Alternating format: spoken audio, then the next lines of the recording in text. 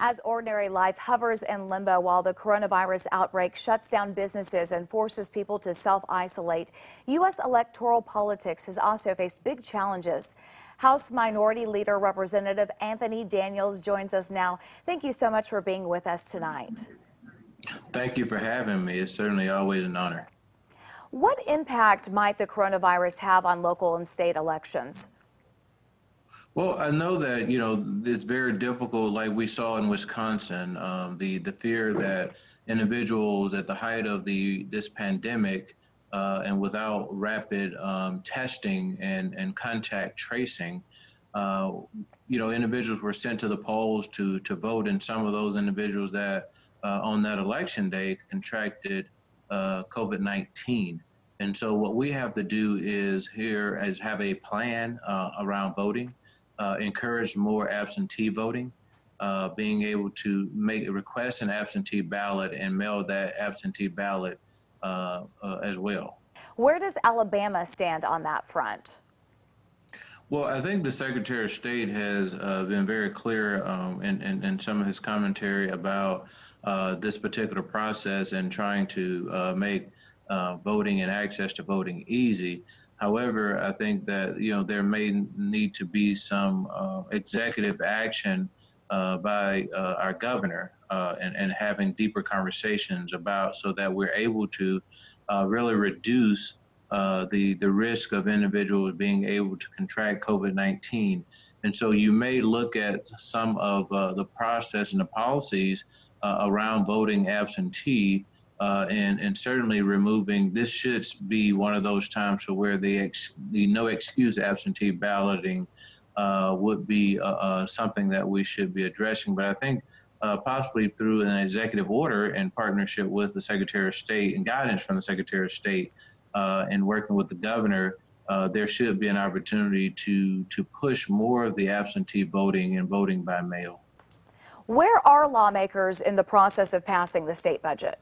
We met on March 26th, I think it was the 26th of March, for a few moments so that we did not burn the entire session and set another date. So right now, next week for me, I think that it's highly it's not fiscally responsible.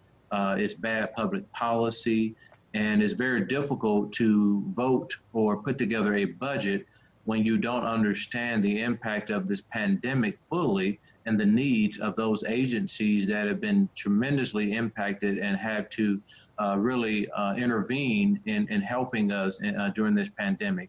For example, tax day was on a typical year is April 15th.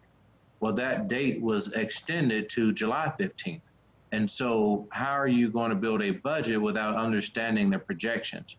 Income tax receipts won't be in until July 15th. For example, a person that made $300,000 last year in 2019 that lost their job or business is not able to operate during this particular time is going to be very difficult for that person to pay that 2019 tax bill on July 15th, given the circumstances that we're currently facing. Without a budget, how can school systems and state agencies plan for next year? Well, right now, we've passed budgets as late as September and mid-August.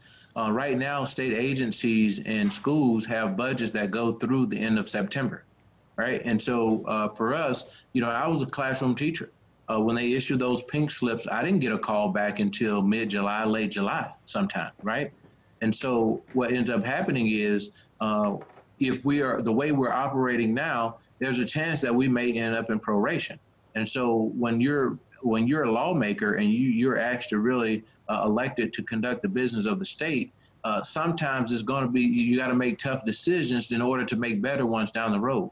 And I think that this is a decision that we're making right now without understanding the revenue and individuals that are operating in this state. Folks are hurting right now. We should be having conversations about small business. We should be having conversations about our families that are out there that have lost their jobs. Those are the type of conversations that we should be having. Representative Daniels, thank you so much for your time tonight. No, thank you.